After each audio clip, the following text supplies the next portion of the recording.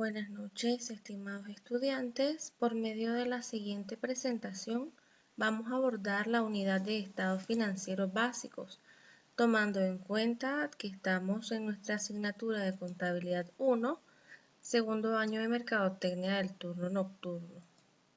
Para empezar, vamos a definir lo que son los estados financieros, recordando siempre que la buena gestión contable al interior de una empresa exige la elaboración de estados financieros que den cuenta de la situación económica real del negocio y que entreguen herramientas de peso para la toma de decisiones inteligentes en diversos campos.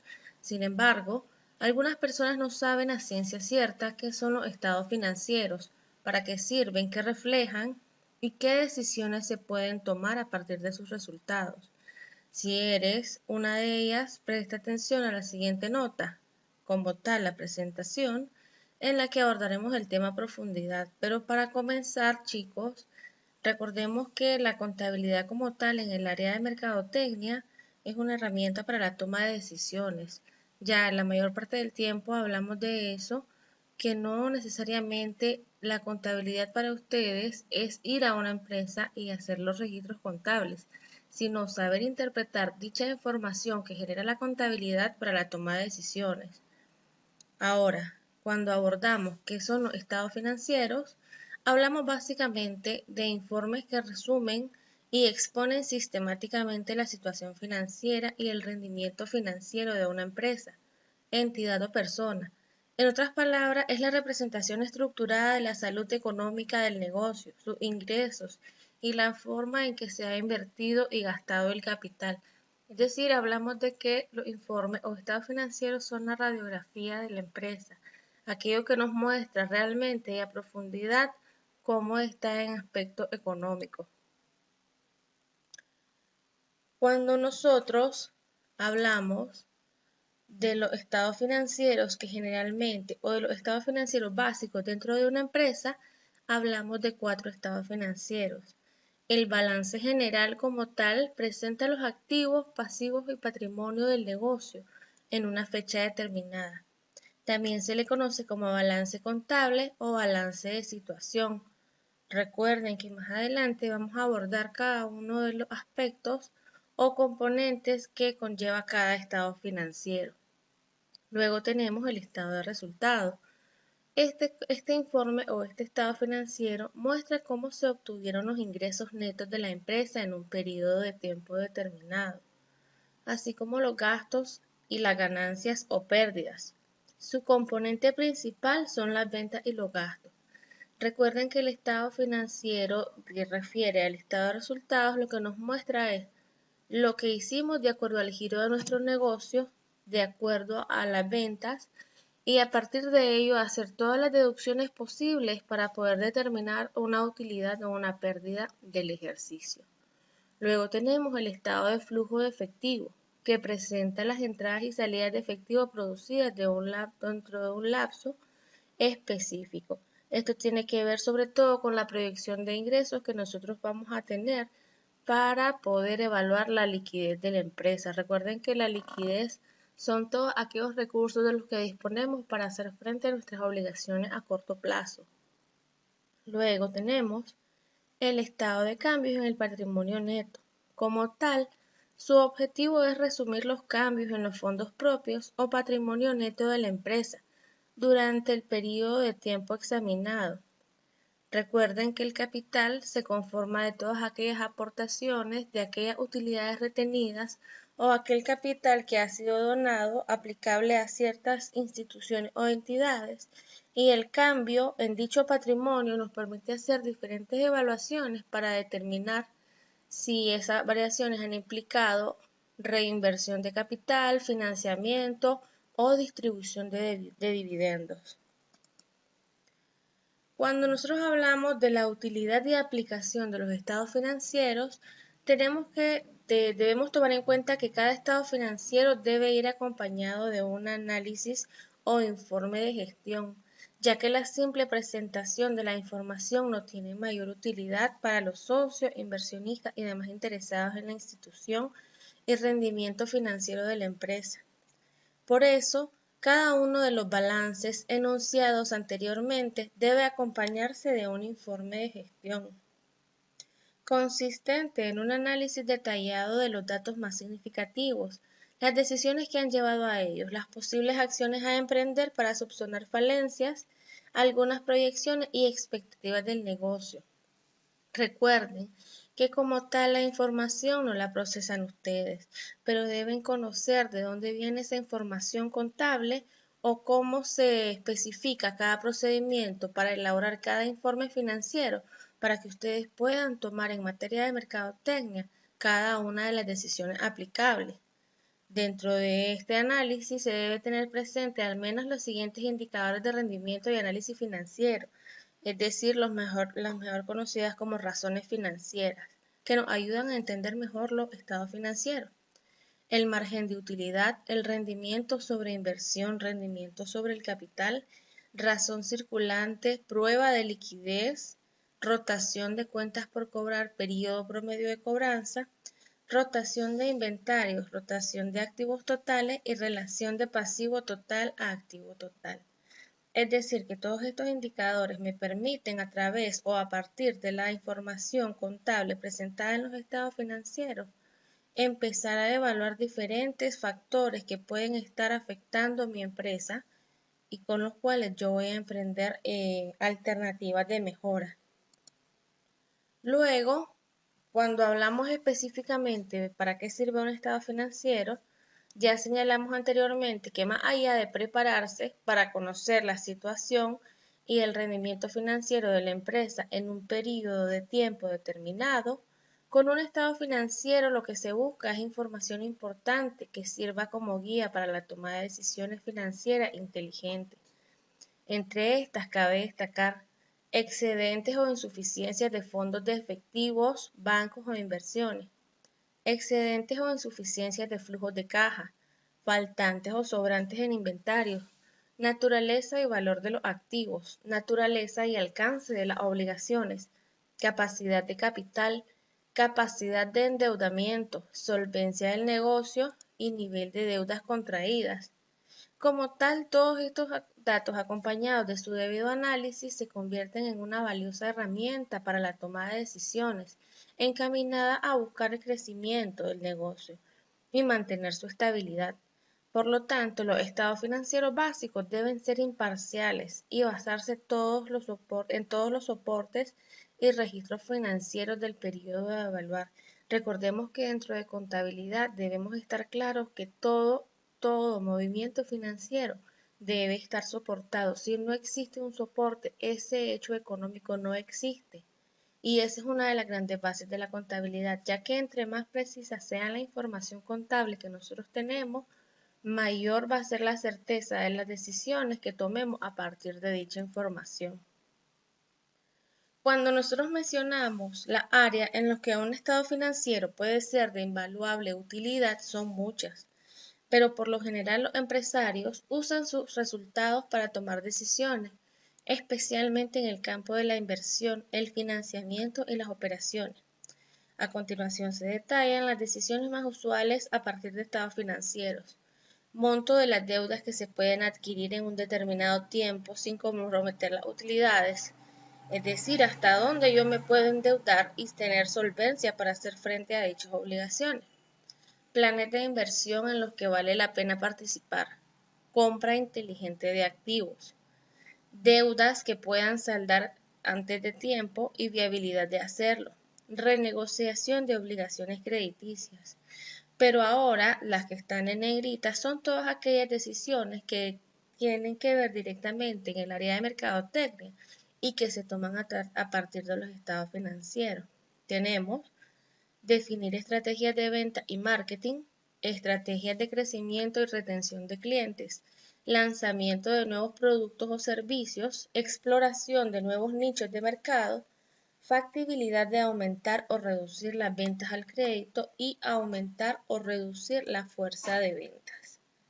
Como ven, en esta primera parte, sobre todo en las decisiones que deben tomarse o pueden tomarse a partir de los estados financieros, vemos que la mercadotecnia no está para nada ajena a los resultados financieros expresados en el balance general, por ejemplo, o estados de resultados. Está intrínsecamente relacionado, ya que toda empresa puede subsistir en el mercado de acuerdo a los ingresos por venta que tenga a través de su giro empresarial o su giro principal. Y la mercadotecnia básicamente está ahí para incentivar todos esos ingresos por venta y velar por toda la gestión de logística y operación que se lleva para las ventas.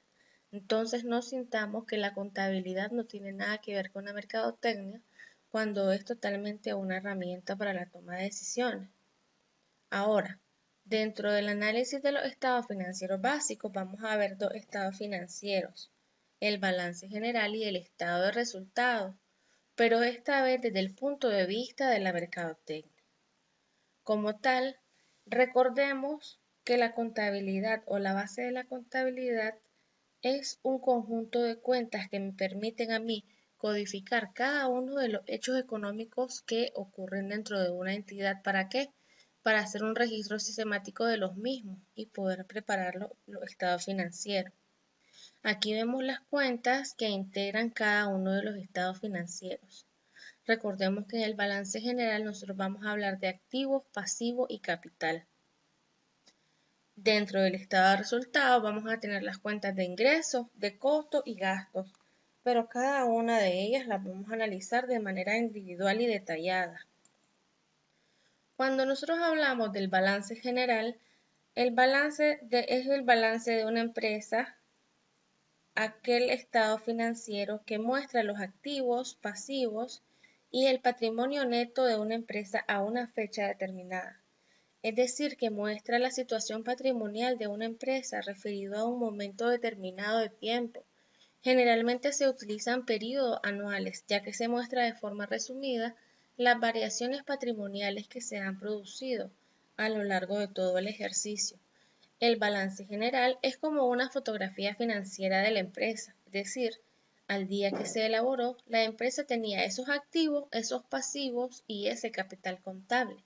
Pero al día siguiente, esta situación pudo haber cambiado por las operaciones que se realizaron ese mismo día, ya que recuerden que la contabilidad como tal se basa en una suma de operaciones que ocurren constante y diariamente y que afectan directamente el patrimonio de la empresa. Por eso, lo esencial es que nosotros recordemos que el balance general se compone de los tres primeros grandes grupos. Los activos, que representan aquellos bienes que tengo yo para hacer frente a mis obligaciones. Los pasivos, que son aquellas obligaciones que yo he adquirido para poder financiar u operar dentro de un determinado tiempo. Y el patrimonio como tal, que se conforma de todas aquellas aportaciones y las utilidades de ejercicios anteriores que tengamos en los registros. Si nosotros hablamos primeramente de la cuenta de activos, debemos recordar que corresponde al total de recursos que se dispone la empresa para llevar a cabo sus operaciones. Representa todos los bienes y derechos que son propiedad del negocio. Por lo tanto, incluye tanto el dinero en efectivo en caja y banco, las inversiones en valores negociables, las cuentas y documentos por cobrar a clientes, deudores diversos, las mercancías, los inventarios de materiales, suministros de productos en proceso y de productos terminados, pagos anticipados a corto plazo como papelería, propaganda, primas de seguros y fianzas, renta e intereses pagados por anticipado, terrenos, edificios, maquinaria, mobiliario y equipo de reparto y transporte. Recuerden que dentro de los activos nosotros de manera presencial ya habíamos abordado que cada cuenta tiene una clasificación, porque recuerden que el nivel de detalle dentro de la contabilidad es lo que va a permitir que podamos percibir cada una de las operaciones y clasificarlas de acuerdo al tipo de cuenta a la que pertenece. Por eso, dentro de los activos nosotros tenemos tres tipos de cuentas: los activos circulantes o corrientes, los activos fijos o no corrientes y los activos diferidos. Cuando nosotros hablamos y retomamos la clasificación de los activos, Se debe considerar que el activo está conformado por bienes y derechos de distinta naturaleza. Se ha optado por clasificarlos en grupos formados por valores homogéneos. En tanto, la clasificación de los valores que conforman el activo se debe hacer atendiendo a su mayor y menor grado de disponibilidad. Recordemos que el grado de disponibilidad se debe entender como el grado de mayor o menor facilidad que se tiene para convertir en efectivo el valor de un determinado bien. Cuando un activo tiene mayor grado de disponibilidad, un bien tiene mayor grado de ser más fácil su conversión en efectivo. Ya estamos hablando de aquellos bienes que no necesitan mayor proceso para volverse dinero líquido y hacer frente a nuestras obligaciones. Cuando hablamos de menor grado de disponibilidad, entendemos que un bien tiene menor grado de disponibilidad en tanto sea menos fácil o más difícil su conversión en dinero en efectivo. Y ahí retomamos el ejemplo que veíamos en clase. Si usted tiene que hacer frente o cancelar la cuota de un préstamo, usted tiene dos opciones. Toma dinero de caja o toma la motocicleta de reparto para ir a venderla y luego pagar esa obligación. ¿Cuál es más disponible? Obviamente estamos hablando del dinero en caja, ya que no requiere ningún tipo de proceso para que podamos utilizarlo y hacer frente a dicha obligación. Por eso, el efectivo en caja es el mayor disponible dentro de nuestros activos. Luego tenemos clasificaciones de activos fijos y activos diferidos. De igual manera es importante que recordemos la naturaleza de las cuentas. Recuerden que al comprender la naturaleza de las cuentas, nosotros vamos a tener la oportunidad de poder clasificar y registrar estas cuentas dentro de libros diarios y libros de mayor. ¿Para qué?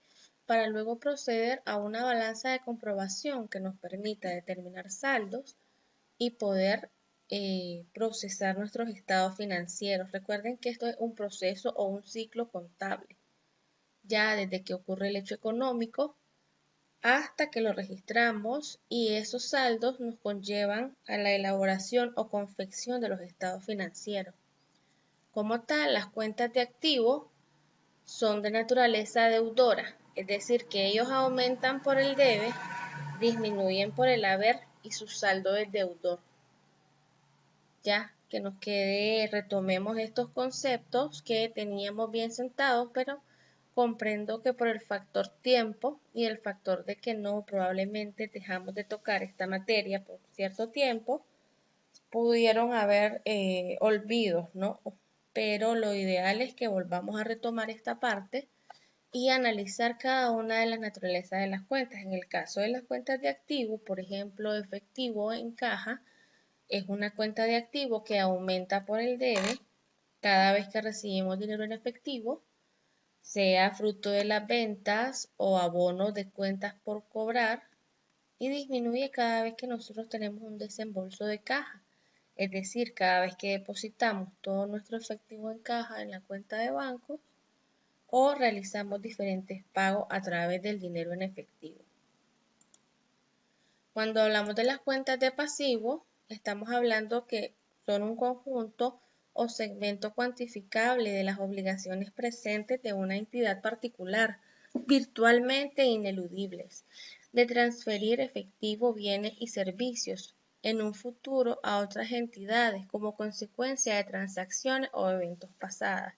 ¿Qué significa esto? Que nosotros, a cambio de un préstamo, a cambio de un financiamiento, tenemos una obligación futura por hechos pasados. Es decir, si yo hace un año adquirí un préstamo, tengo la obligación de cancelarlo.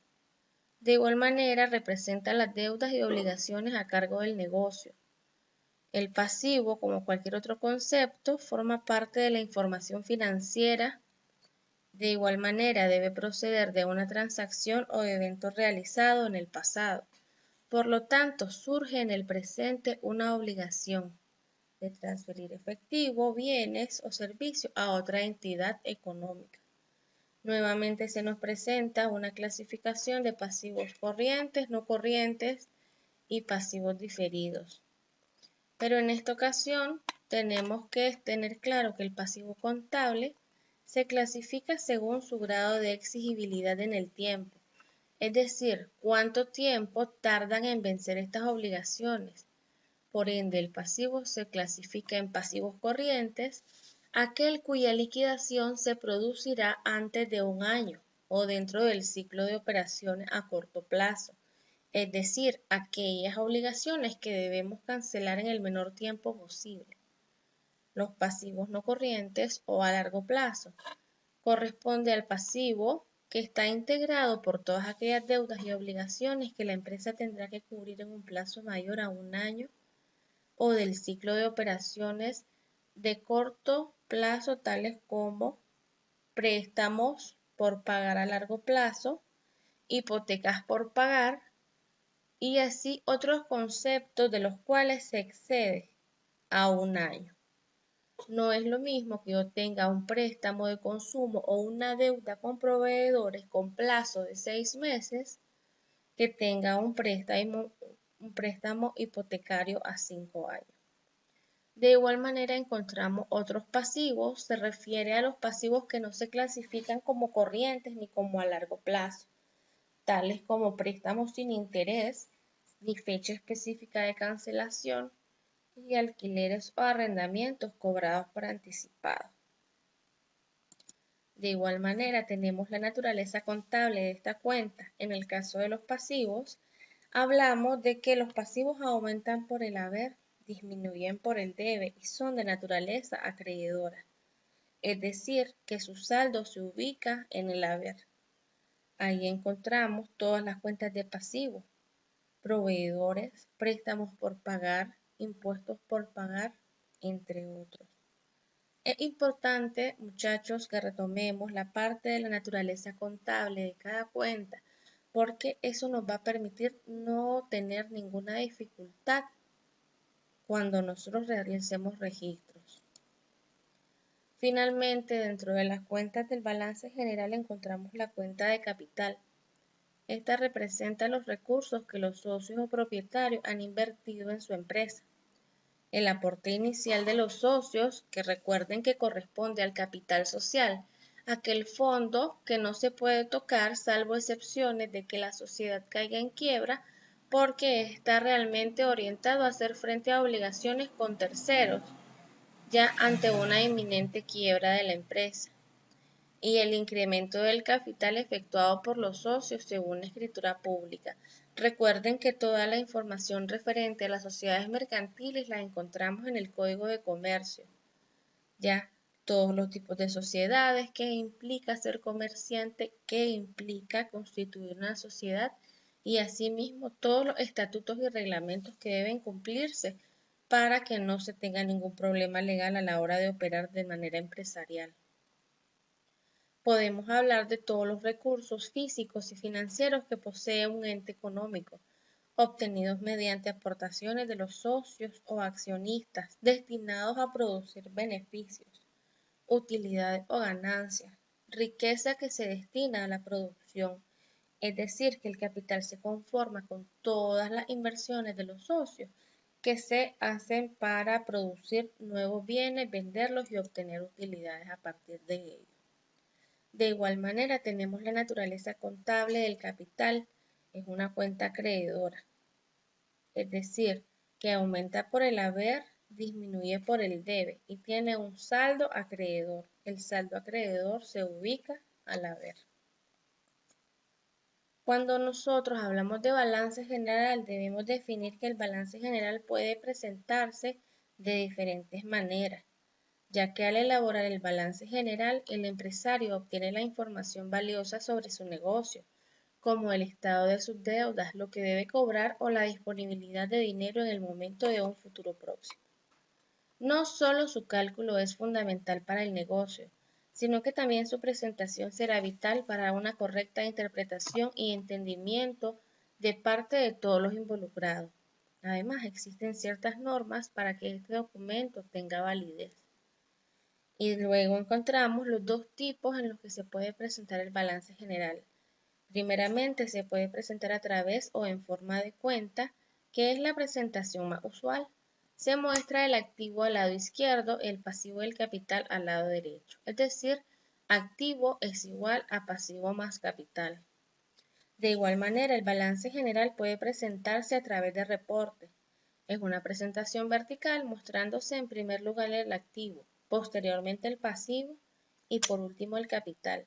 Es decir, activo menos pasivo va a ser igual a capital. Aquí tenemos la representación gráfica de cada una de las formas de presentar el balance general. Aquí tenemos el balance general en forma de cuenta, donde vemos toda la parte del activo al lado izquierdo y al lado derecho tenemos lo que son nuestros pasivos, finalmente nuestro capital y vemos la igualación. Total activo va a ser igual a mi total pasivo más capital. De igual manera tenemos la presentación del balance general en forma de reporte, donde se hace un desglose vertical de todas las cuentas involucradas, empezando por los activos, los pasivos, el patrimonio, especificando cuánto es mi total activo y cuál es mi total pasivo y patrimonio. Ahora, al momento de pasar al estado de resultados, debemos dejar claro que como tal, el estado de resultados, también conocido como estado de pérdidas y ganancias, es un estado financiero conformado por un documento que muestra detalladamente los ingresos, los gastos y el beneficio o pérdida que ha generado una empresa durante un periodo de tiempo determinado.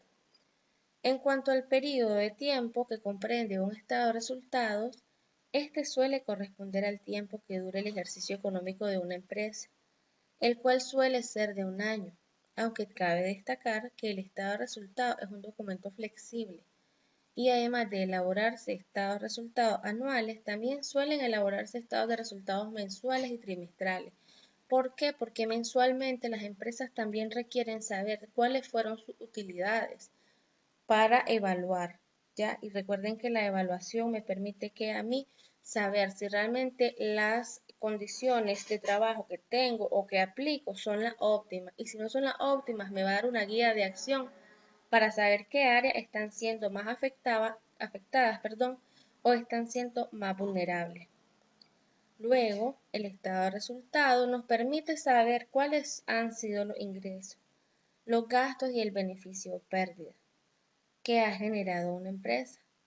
Analizar esta información, por ejemplo, saber si se está generando suficientes ingresos, si se está gastando demasiado, si está generando utilidades, si está gastando más de lo que gana, etc. Y en base a dicho análisis, tomar decisiones.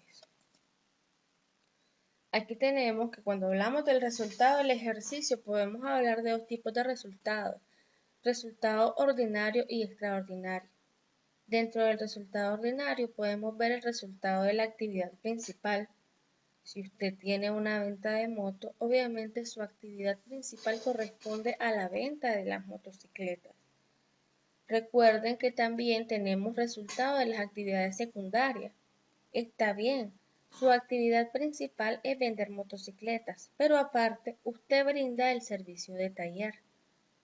Entonces tenemos una actividad secundaria que también está generando ingresos, que no genera ingresos al mismo volumen que la actividad principal, pero que genera algún tipo de ingresos.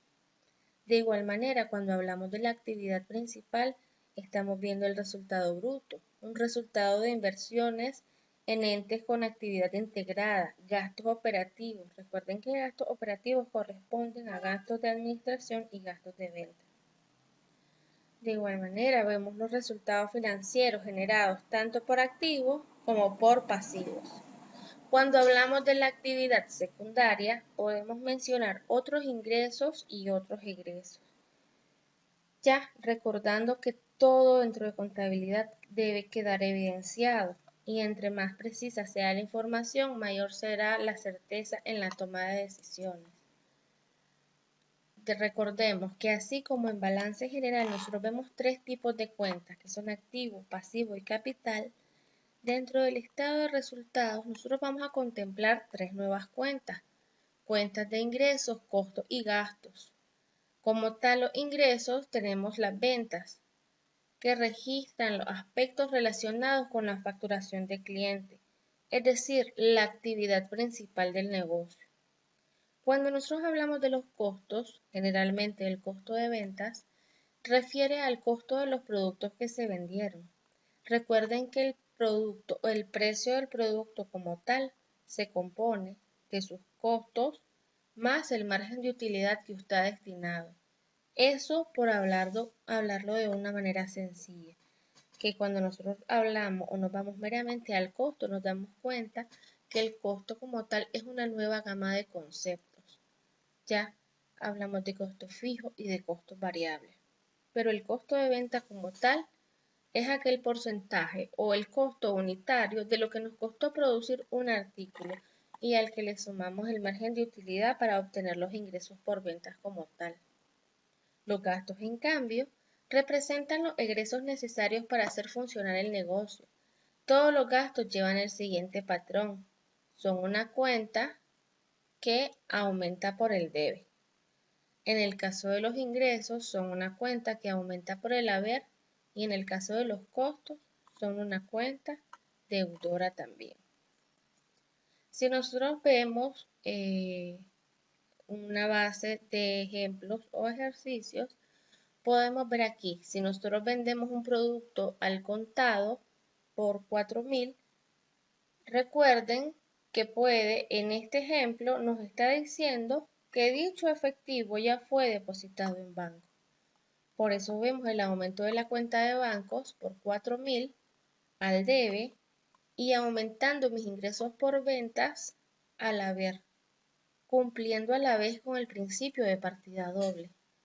Luego tenemos el costo de los productos vendidos anteriormente es 2.500, aumentando mi costo de ventas por 2.500 y disminuyendo mi inventario, recordando que cada vez que yo hago una venta, disminuye mi inventario, pero disminuye por su costo, no por el precio de ventas. Se pagó 1.000 de sueldos a los 2 colaboradores. Aquí tenemos evidenciado un gasto.